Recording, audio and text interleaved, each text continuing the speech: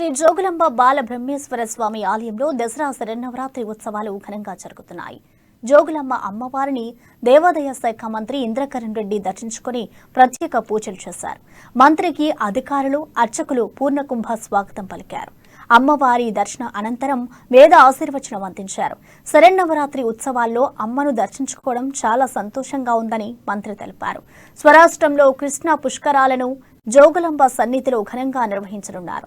జోగులాంబ దేవస్థానంలో ప్రసాద పథకం ద్వారా భక్తుల సౌకర్యాల నిమిత్తం చేపట్టిన అభివృద్ధి పనులను వేగవంతం చేయాలని కేంద్ర ప్రభుత్వాన్ని కోరారు.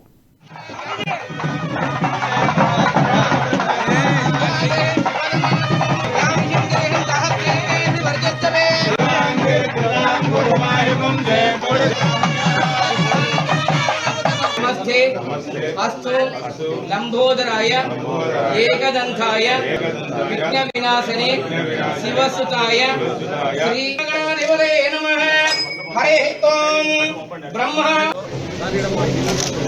తెలంగాణ రాష్ట్రం సిద్ధించిన తర్వాత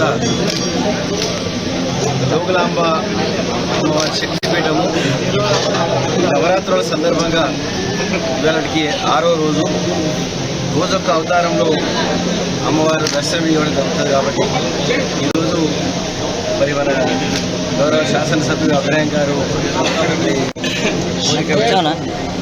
టెంపుల్ చైర్మన్ శ్రీనివాసరెడ్డి గారు, ఈఓ గారు జోగులాంబ అమ్మవారి యొక్క ఆశీర్వాదం ఉండాలని చెప్పి ప్రతి ఒక్కరికి పత్రికా మిత్రులకు జయపూర్వకంగా నమస్కారం తెలియజేస్తుంది. జోగులాంబ అమ్మవారు శక్తిపీఠము తెలంగాణలో ఉండడం మనకు అదృష్టంగా భావించాం. గౌరవ ముఖ్యమంత్రి కె. చంద్రశేఖర్ గారు పుష్కరాల సందర్భంగా కృష్ణా పుష్కరాలు